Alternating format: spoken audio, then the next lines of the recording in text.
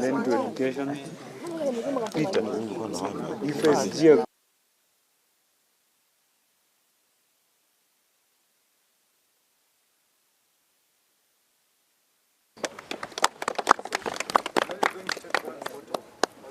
What to do at what down? Pull down. I think we are missing. Msongori. Okay, give me that speech.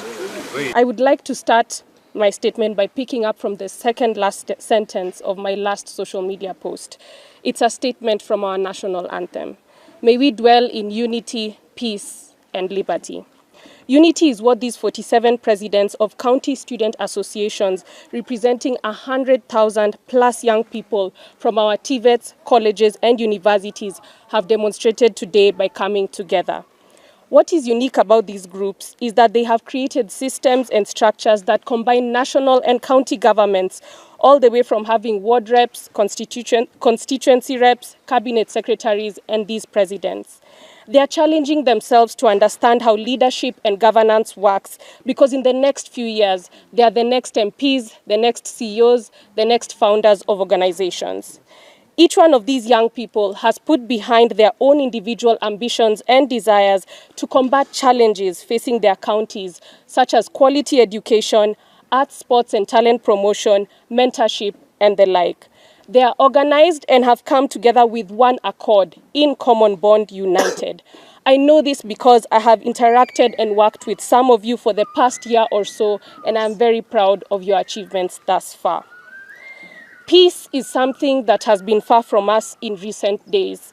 It is something that we are praying for and leading the front in attaining as young people. This is why we stand against the particular protests that have shown no leadership from young people, but rather a push from dark forces to create chaos in a country that we so love. Looted businesses and many days of operation lost for profit-making organizations and community-oriented companies are so disheartening. One of the ways out of poverty is entrepreneurship and business, something we're encouraging our young people to engage in, and something we have to strongly safeguard. I mean, how else will plenty be found within our borders? Liberty is our expression of freedom. We have freely used our voices and platforms to be a part of current affairs. I say we, because I stand before you today, not just as the president's daughter, but as one of you, a young Kenyan passionate about our country's future. I hear your voices, I understand your concerns. The challenges we face as a generation are real and pressing. From unemployment to the rising cost of living, we are all feeling the impact of our current economic situation. I want you to know that your engagement in our nation's affairs is not just welcome, but essential. They all contribute to the vibrant democracy we are building together. At the same time, I urge us all to consider the complexities of governance.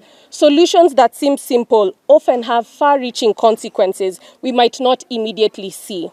This doesn't mean we should stop pushing for change, but that we should approach these issues with nuance and openness to dialogue. As I continue to use my platforms to support all young people, I would like us to engage constructively. Let's criticize when necessary, but also propose solutions. Let's be the generation that's known not just for its passion, but for its innovation in governance and civic participation. I don't have all the answers, and I won't pretend to. But I'm here to listen, to learn, and to work alongside each of you for a Kenya that reflects our hopes and dreams. Our shared love for Kenya is what will indeed move us forward. There are many ways to engage with young people. This is something I've been doing for over the past 2 years in my own ways and formats, and the government is putting together the multi-sectoral forum to formalize that. But each one of us can engage with young people. The Ministry of Youth, for example, already engages with young people. I throw a question back to you. Why aren't we already acknowledging those who are working with the young people, the various organizations, platforms such as the county associations? They've been working in the back end. Yes. And now is when things are coming to the front, that there are various people who've been pushing for young people. So this is not something new, and it's not a current phenomenon, but it's something that has already been happening. What we are saying as young people is we won't allow anybody to use our name to misalign us and to put us away from the right support that we need. Because for us to flourish as young people, we need support of the private sector, the public sector, the government, and that is why we have to stand behind our current government. We are the county presidents of the comrades.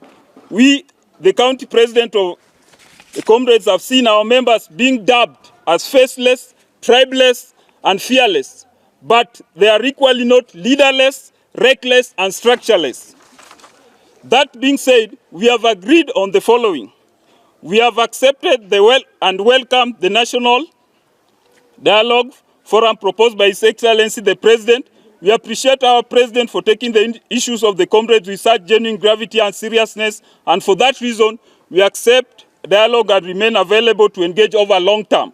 We are privileged to have the opportunity to interact, to interrogate and discuss for the matters of students, education, and foster a cultural interchange between us, between any stakeholder in the education sector, and above all, to create a generation that is educated, and above all, give a public civic education to all the generation. What we are saying as young people is we won't allow anybody to use our name to misalign us and to put us away from the right support that we need. Because for us to flourish as young people, we need support of the private sector, the public sector, the government, and that is why we have to stand behind our current government.